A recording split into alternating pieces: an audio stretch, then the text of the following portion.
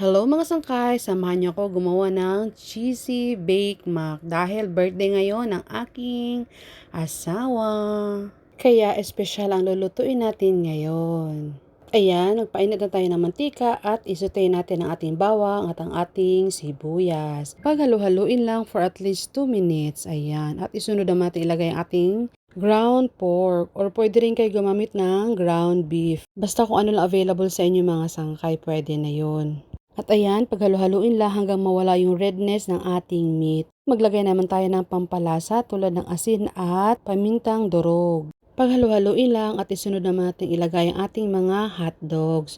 Paghalu-haluin lang ulit mga sangkay hanggang mag-well combined.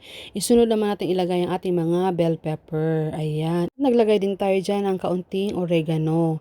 At by the way mga sangkay, nabili ko yan sa Pure Gold. 4 na siya, may rosemary, basil, oregano at mixed herbs. Ang cute ng lagayan niya, 'di ba mga sangkay? Nasa 87 or 89 pesos lang ata to. At ayan, balik na tayo sa ating niluluto. Naglagay naman ako diyan ng Knorr cubes. Ayan, pandagdag lasa ng ating sauce. At mga sangkay, gumamit ako diyan ng ragu sauce. Ayan. At ayan ay optional lang mga sangkay. Kung wala naman kayo, pwede kayo gumamit ng spaghetti sauce or tomato sauce. Dahil yun naman talagang ginagamit para sa baked mac sauce mga sangkay. Ayan. At nagdagdag din po pala ako dyan ng ketchup. Ayun, para medyo may tamis ang ating baked mac sauce. At nag-add ako ng asukal, pandagdag tamis mga sangkay. Halu-haluin lang ulit at maglagay naman tayo ng cheese. Ang gamit natin ay Danes. At yan ay optional lang din mga sangkay. Yan, paghaluin lang at kaunting pakulo na lang luto ng ating red sauce. At sa isang pot naman, gagawa naman tayo ng white sauce para sa ating toppings. At ayan, nagmelt na tayo ng butter. At kapag na-melt na, ilagay na natin ang ating 1 can na Angel Creme Queso. Baka naman, Angel, paggalawin mo na yung baso para masaya.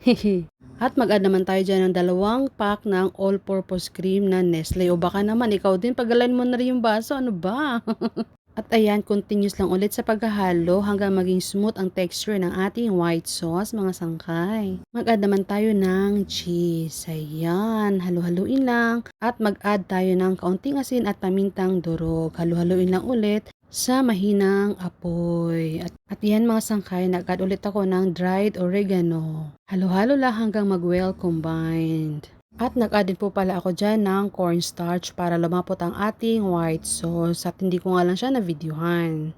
At by the way mga sangkay, kanya-kanya tayo ng style ng pagluluto ha. Depende yan sa inyo kung anong style ng pagluluto ang gagawin nyo. Basta ako, niluluto ko siya na may kasamang pagmamahal mga sangkay.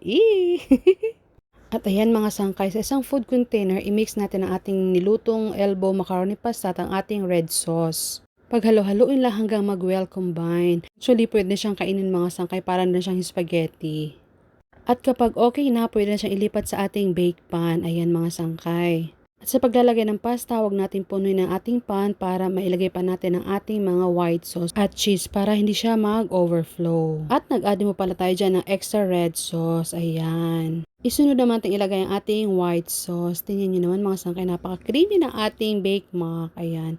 At make sure na may spread natin ang ating mga white sauce to cover the top. At syempre, special sa akin yung my birthday, kaya extra special din ang ating gagawin sa ating baked macaroni. Dadamihan natin ang cheese. Ayan, naglagay tayo ng quick melt. Ayan, di ba? Para cheesy talaga mga sangkay. Sinasabi ko sa inyo, thank you Lord ka talaga. Overload talaga ang ating bake mac mga sangkay. At kapag okay na, pwede natin siyang ilagay sa ating oven. Na-preheat ko na pala siya ng 375 Fahrenheit mga sangkay, di ba? Charing! At i-bake natin siya ng 15 to 20 minutes at luto na ang ating cheesy baked macaroni. Ready to serve! Ang perfect ng ating cheesy macaroni mga sangkay. Tingnan niyo naman, napaka-appetizing at ang bango-bango pa kung alam nyo lang. Naamoy nyo lang, naku! Parang ang sarap ipagdamot mga sangkay, susuluhin mo lang.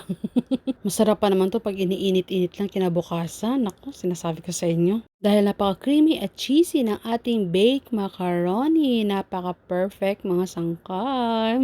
Happy tummy everyone. Bye!